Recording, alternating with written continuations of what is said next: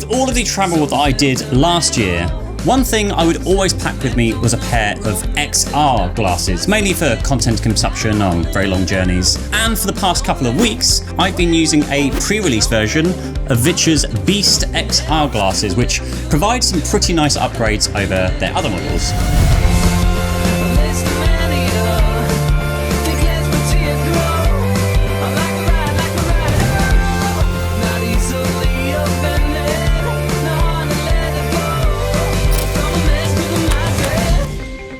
Now, for those of you new to VITURE and maybe this whole category of product, XR glasses fill the current gap between a pair of smart glasses like the Meta Ray-Ban displays and a full-on VR headset like the Meta Quest, or Apple's very, very bulky, not very portable, and also very costly Vision Pro, while still providing a lot of similar features, albeit scaled down into a much smaller pair of glasses. These glasses can be plugged into a number of device types, from laptops, phones, gaming handhelds, and display their screen in front of you as this floating window.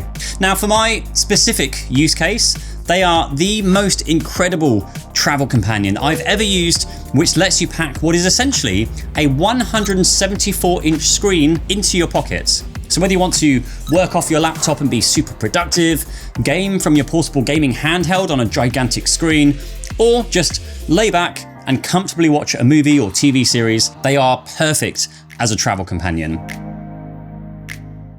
So let's quickly cover and compare the specs of the latest VITURE Beast and just see what we have here. So these feature Sony's latest panel technology for up to 120 Hz and up to 1250 nits peak brightness, which is up from just 60 Hz and 1000 nits on previous models.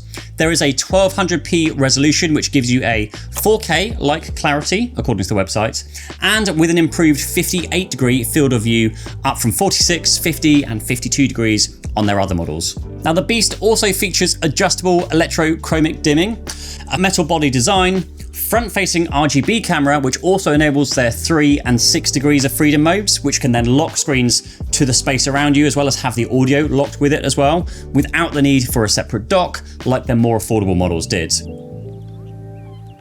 Now, before I get into the details of this review, a bit of a quick note here. Now, I've been checking daily for firmware updates on these glasses, and currently the latest available firmware is dated the 9th of January 2026. And currently the options for both the refresh rate and also factory resets are coming soon. It shows in the menu system. So even though I am told these will support 120 Hz at launch, currently mine do not have that enabled, so I can't really comment on that. Now, the website also states that one camera, 6 degrees of freedom will be enabled after launch, as well as the 3 degrees of freedom audio. So again, I won't be able to comment on those features now, but maybe we'll check them out when they're available. So feel free to subscribe if you want to get notified of that. But I did get time to check out everything else, and especially watching content on these things, which I can confirm is still an incredible experience. When I travel, I usually just download a ton of content onto my phone to watch offline whilst I'm in the air or whatever it is. Everything from YouTube videos to Disney and Netflix. I actually watched the Stranger Things finale on a plane on my way to CES in Las Vegas. And because I was on a plane, I threw on my AirPod Pro 3s and just, my God, the combination of the AirPods sound quality that makes you think you're listening to a full-on 5.1 cinema system, and the VITURE Beast glasses, just bright, vibrant colors, was just something to behold. And if you're not too worried about others hearing, then the audio system built into the Beasts gets a pretty decent volume and features Harman Audio EFX tech, which does let you switch modes depending on what you're doing. And I also didn't find my eyes getting fatigued as quickly as I did on previous generation glasses. Now, actually, when I compared this to their Luma Pro glasses, it did look more impressive. You really do notice the brighter and more vivid colors for sure. I wouldn't personally say it's enough for existing owners to upgrade, but I did notice that a lot of comments on Facebook from previous owners saying that the upgrade was worth it, especially if you're enthusiastic for XR tech. But certainly if you are buying your first pair, then it is definitely worth considering. Now, one nice update on the VITURE Beast is that now you can pin window positions into 3D space without needing the additional neckband like you did with other models. Now, with the Beast, you have 3 different modes. You have the fixed position, which keeps the window in exactly the same position whilst you move your head. You have smooth follow, which still keeps the window in line of sight, but moving your head will slightly reposition and kind of slowly reposition and follows you wherever you're watching it to, where it should belong in the center. And then you have the new anchor mode, which will lock a window in place as if it were like a real TV or, screen on the wall, so when you're looking around it stays exactly where it is, which I actually found that I preferred using this. Now, I did have issues with the window drifting whilst I was watching. It mostly happens when you look away and then you look back again. I actually thought it was because I was flying and the whole plane was moving and turning, but we also just experienced the same issue sat here at a desk over a long period of time. Now, hopefully that is something that will be fixed in a upcoming firmware update. But again, I have to review these in their current form, so I'm going to mention that here anyway. Now, the next thing that really did blow my mind and also quite sadly really had an impact on people around me is the feature to view spatial videos and see spatial photos in 3D. Now, it's not as good as using a full-blown Apple Vision Pro, but then again, that is like $4,000 compared to $549 for the VITURE Beast. But they do look good. So you can capture any spatial photos or videos on an iPhone and then watch them back in 3D using the SpaceWalker app on your phone. And this really hit home recently as my wife's mum unfortunately passed away last year. And just watching back one video in particular, which I recorded in spatial video, just makes you realize that you should be taking way more photos, way more videos to capture those memories. And why not capture them in this 3D spatial video mode?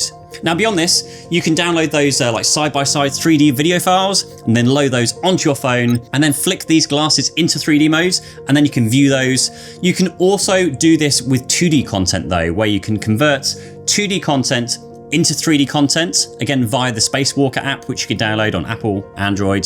Now, we tried this with a few YouTube videos and you can tweak it between soft, standard and enhanced, which then changes the intensity of the 3D effect.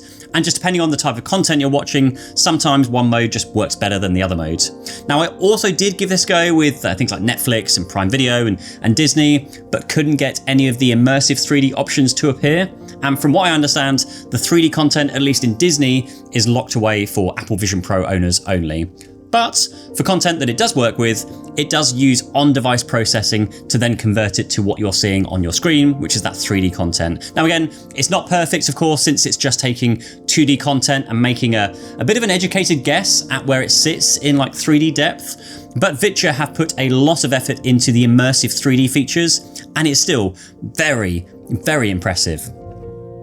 Now, one really nice thing about this model of glasses is that the previous toggle switch to just kind of switch on and off and darken the glasses in one push now lets you adjust this via increments. So you can have it either totally dark with, ever so slightly transparent, or you can have it transparent, but maybe just a touch or two darker just to make content a bit easier to view.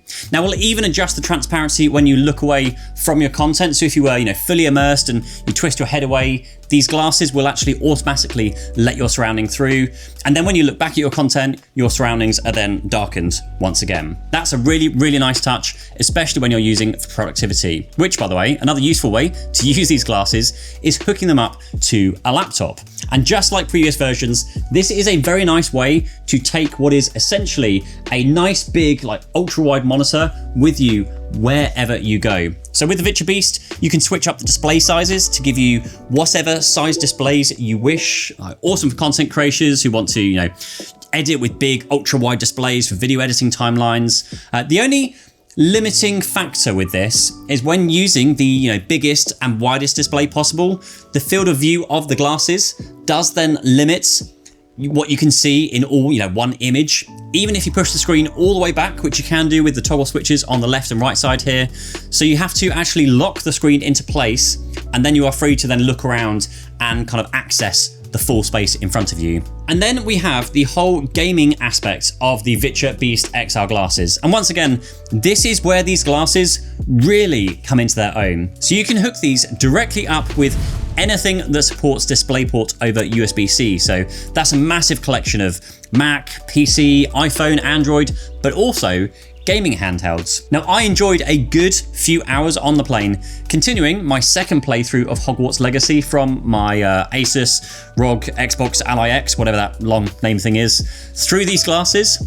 It is just so much more enjoyable to play with these on, looking at a big screen than just, hunched over a tiny screen. Instead, you can just get comfortable, rest your head in whichever position is more comfortable, and play on this massive, 174-inch display. Now, the Nintendo Switch 2 doesn't support DisplayPort over USB-C, so to get around this, VITURE have offered an external dock to make the Switch push its display to an external output, and other XR glasses also use a similar solution. The X-Real glasses have their version of the dock, but VITURE have created a dock with a mount which will then actually snap onto the back of a Switch whilst holding the dock, and again, it makes the whole process pretty seamless whilst again enjoying big screen gaming on the go. Now, with that said, one area that can be very interesting, I guess let's call it, is the battery life. So I found that watching downloaded content isn't too bad because essentially the glasses are powered by the device you're plugged into. So if you're plugging it into a phone, your phone is then powering the glasses. But if you are then streaming video over cellular, you can really chew through your phone's battery pretty quickly. I would recommend getting one of these splitters, which then allows you to use the glasses whilst also providing power. Now, unfortunately, I forgot to bring that adapter with me on my recent flight to Las Vegas for CES. So instead, I kind of hacked together a bit of a solution that included a wireless charger and a power bank, which honestly still did a great job, still watched my content without any battery issues. Mainly just because I didn't want to land with a dead battery and not be able to, catch my Uber to my hotel. But otherwise, your own experiences will of course vary depending on how you're using it and what kind of content you're using and how long you're using it for. And then really comparing the Beast against other glasses though, it is very clear to me that the Beast is significantly brighter, especially when you compare this to their competitors such as X-Real, which are stuck at around 700 nits compared to 1200 here. I actually went to hunt down X-Real at CES this year as I'd never tried their glasses before. Their 120 Hertz glasses were definitely impressive for gamers, but honestly, for streaming content, which is my main use case, the VITURE Beast will continue to be the ones that I pack in my carry-on. So if you are interested in checking more out, look at the links down below, and thank you for watching. I'll see you in the next video. Cheers, bye-bye.